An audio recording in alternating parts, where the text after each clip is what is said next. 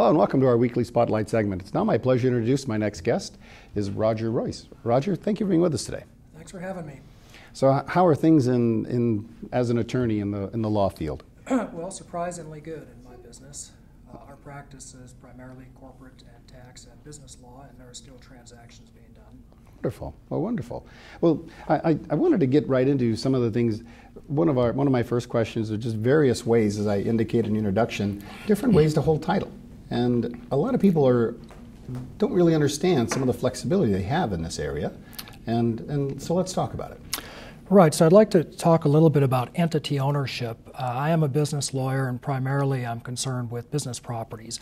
And that could be residential real estate, meaning residential rental real estate, or some of the properties that you see people buying out of foreclosure or in other distress situations for investment or for rental.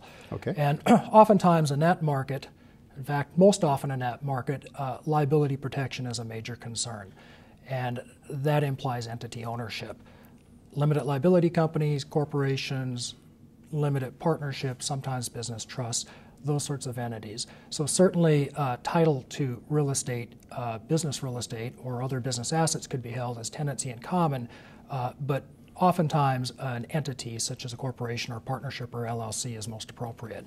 Okay. Well, so let's talk about some of the benefits that come to a person that when they acquire a piece of property to take it into either a corporation, LLC, or what have you. Well, as I mentioned, primarily liability protection is the most significant benefit. Unlike a residential property, with a business property, there are potential liabilities that a person who acquires real estate has to be concerned about. Tort liability, slip and fall, environmental liabilities, things like that. And an investor or an owner or even a developer of real estate doesn't want to have personal liability for that to the extent they can avoid it.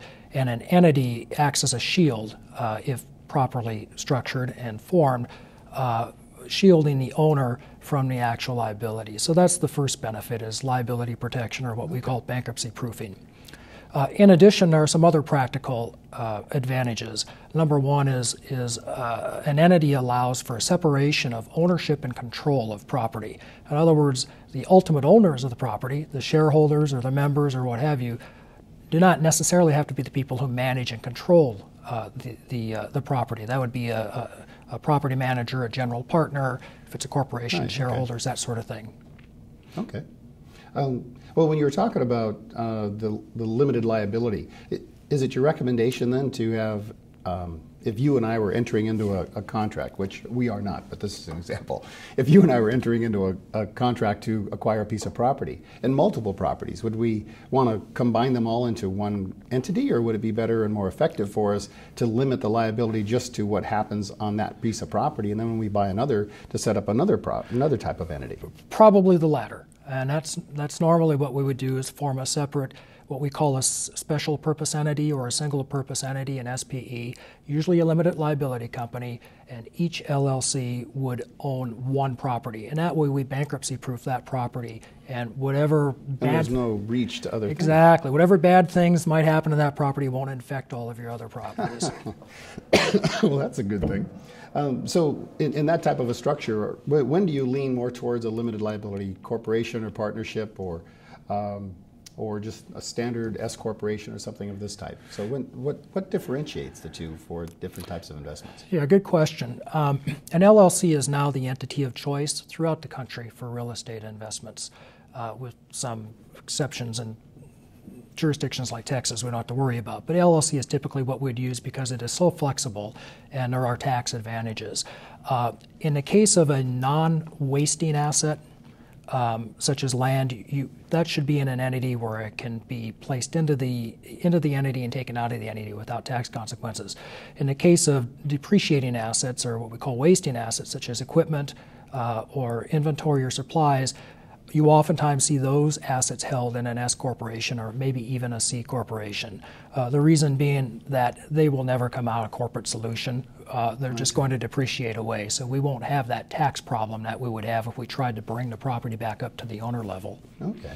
So let's delve a little bit more into some of the tax savings. I see you have a number of points here under this question. So I'd be interested to have you delve more about where are the tax costs and and cost savings as it applies to different entity ownership. Right. So it's important to note that with an LLC or a corporation or a limited partnership, in California there's a minimum franchise tax of $800 a year, which is payable on an annual basis. With an LLC, there is also a gross receipts fee that ranges from $900 to a little under $12,000 on the gross receipts of the entity. And with an S corporation, in addition, although it doesn't have a corporate level federal tax, there is a state income tax of 1.5%. So there are some taxes on these entities that an owner would not typically or not otherwise incur if they had not put the property into the entity. They're generally viewed as noise level, given the benefit from having the entity, but they're still there, and sometimes people get surprised by it. So specifically to the LLC, that would be a bit of a catch, an unexpected catch if you didn't have the proper counseling to understand, well, if you do enter an LLC as an entity that you have property in, let's say you had a rental property and maybe it was a 3-unit, 4-unit apartment, whatever it might be. Right. And you put it in an LLC, are they going to term the gross receipts that you receive in rent as part of this tax? Yeah, those would be subject to the gross receipts tax. Keep in mind that tax doesn't kick in until gross receipts hit $250,000 a year, and even at that level, the tax is $900, or the fee, not a tax, it's a fee, is $900. Okay.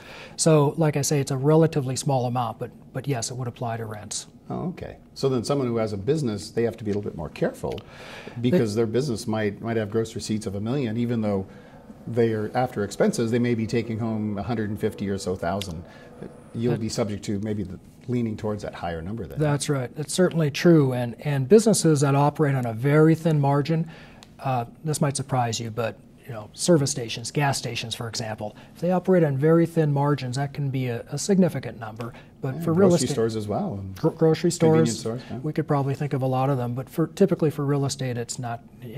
Sometimes if somebody is very fee sensitive, there are structures that can be put in place that avoid this. But as with tax generally, you trade tax havens for complexity usually. That's true. That's true. Well, another reason to go to an expert like yourself to evaluate what the trade-offs are on each. Right. So it begs the question: what entity is best? Well, as I said, I think the LLC is the entity of choice. I can't say that any single entity is best for everybody, unless, of course, you look at all of the circumstances of that particular factual scenario. But most often, an LLC is the entity that you'll see used with a real estate investment. I see. Okay. And what about other types of entities? Would you still recommend that over like a C corp or some of those types of things? Never a corporation for real estate. A corporation, think of a lobster trap. It's easy to get into, difficult to get out of, and even an S corporation has that lobster trap quality about it, and that surprises people, because people think of S corporation and they think one level of tax, just like a partnership, and that's generally true. The difference is that if that real estate ever has to come out of corporate solution, that will often be a taxable transaction in itself.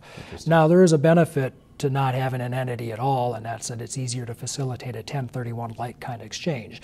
But again, with an LLC or a partnership, there are planning opportunities and there's ways to get there that are just not available with a corporation. So hardly ever would would a well-advised client put real property into a corporation. Okay. Well, thank you. That's good to know. And I've had some friends of mine that teased me and said, why don't you file a corporation in another state? Because you hear these things on the late night television and things, and avoid tax and go to Delaware, Nevada, and you're paying way too much money. Right. And this just is not the case in California, is it? That's certainly true. Now, there are legitimate corporate reasons why an entity, especially if there are multiple partners, might be formed in another state. Delaware, in particular, is a very popular state. It's internationally recognized. It has instant credibility, and there are corporate law advantages in terms of rights of shareholders vis-a-vis directors or managers and members. So there are legitimate corporate reasons for going to Delaware, and in fact, more than half of the entities I formed these days are Delaware entities, corporations or LLCs, because it is just a friendlier corporate statute. Tax-wise, California, the state of California doesn't care whose state is on your charter. You're taxable in California if you're doing business here. I see. And for an entity that owns property here, which is what we're talking about, there is really no benefit at all to being formed in Delaware or Nevada or someplace like that. I see. Okay. Well, that's good to know. I'm sure a lot of people are seeing the same late night infomercials I watch from time to time, or just kind of plop on and go, well, what can I learn from this, and what are people seeing? Because that's why I like watching those things, because I tend to get viewer mail questions, or my clients will come to me and say, I heard from so and so that this was a wonderful thing to do, and so it's nice to get this kind of clarification. So, how will entity ownership affect estate planning? This is something very, very important for so many. So this Right. is a wonderful question to ask you. Right. So where most often entity ownership is relevant is if somebody has a planned gifting program where they want to gift part of their property to their children, and they want to take advantage of gift tax exclusions and not pay gift tax on the gifts, so they spread it over several years. You can imagine how cumbersome a process that can be if they have to prepare a deed for every fractional interest in real estate, prepare it, Right. have it signed, have it notarized, have it recorded, etc. every year for multiple beneficiaries. If the property resides in an LLC, it's very simple to have a deed of gift or an assignment document transferring an interest in the LLC, and that doesn't have to be recorded in any registry, any public registry. So it facilitates gift tax or gifting and gift transfers. In addition, oftentimes there are minority and marketability discounts associated with gifts of interest in entities that are not generally available with respect to a gift of the underlying property. And that's because a gift may not have a control element associated with it, unless, of course, you're gifting control of the property, which is not usually the case. Or it may be unmarketable just because of the nature of an LLC. And because of that, the value of that interest can be up to 40% less than the value of the underlying property. Understood. So there's some real gift and estate tax savings opportunities available when property is held through a family limited partnership or family LLC. Okay. Well, again, I think many of our viewers are some of them may be scratching their head, others thinking, I think I got a fair part of it, and some of our viewers are pretty sophisticated and think, wow, that was right on the mark. So thank you very much for your time and in clarifying these points. If you have questions for Roger, feel free to contact us. His website was listed, and feel free to do so. Roger, thank you very much for being with us today, and we hope you enjoyed this segment. It's now time for our Home and Garden segment.